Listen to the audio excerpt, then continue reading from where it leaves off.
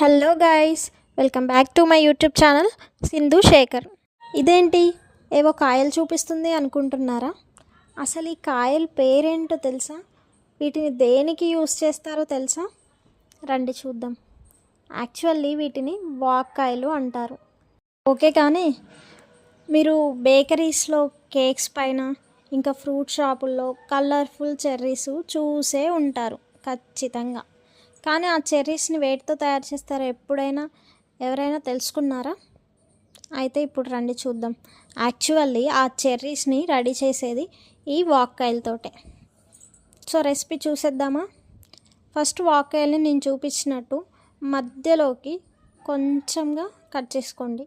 తర్వాత stove on చేసి ఒక ప్యాన్ పెట్టుకొని 2 కప్స్ వాటర్ యాడ్ చేసుకొని ఆ వాటర్ హీట్ అయ్యాక వాక్కాయలన్నీ కూడా ఇందులో వేసుకొని 5 to 10 minutes బాయిల్ చేసుకుంటే సరిపోతుంది. ఎక్కువసేపు ఉడికించొద్దు, 5 to 10 minutes ఇనఫ్. మళ్ళీ ఇంకో ప్యాన్ తీసుకొని అందులో 1.5 కప్ వాటర్ యాడ్ చేసుకొని 1 కప్ షుగర్ యాడ్ చేసుకొని దీనిని బాగా మిక్స్ చేసుకోండి కింద అడుగంటకుండా. నెక్స్ట్ ఈ షుగర్ సిరప్ అనేది బాగా చిక్కగా రావాలి. ఇప్పుడు ఈ రెడీ అయిన షుగర్ సిరప్లో మనం ముందుగా ఉంచుకున్న వాక్కాయలన్నిటిని వేసుకొని బాగా మిక్స్ చేసుకుంటూ 20 to 25 minutes పాటు వీటిని బాయిల్ చేసుకోండి. 20 to 25 చాలు, మరి ఎక్కువేం అవసరం లేదు. ఇప్పుడు స్టవ్ ఆఫ్ చేసుకొని ఈ కాయల్ని చల్లార్చుకోవాలి. స్టవ్ ఆఫ్ చేసుకోమనగానే ప్రాసెస్ అయిపోయింది అనుకుంటున్నారా? లేదు, జస్ట్ 50% మాత్రమే అయిపోయింది, ఇంకా 50% అలానే ఉంది.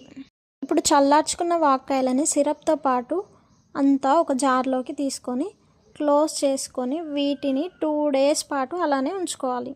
2 days తర్వాత ఓపెన్ చేసి వాక్కాయల్లో ఉన్న సిరప్ని అంతా కూడా ఫిల్టర్ చేసుకొని టేస్ట్ చేయాలి.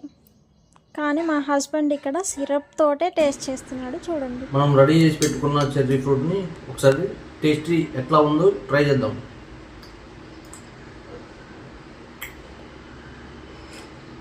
రియల్గా ఎంత బాగుందంటే ఎంత బాగుందో ఒకసారి మీరు కూడా ట్రై చేసి చూడండి.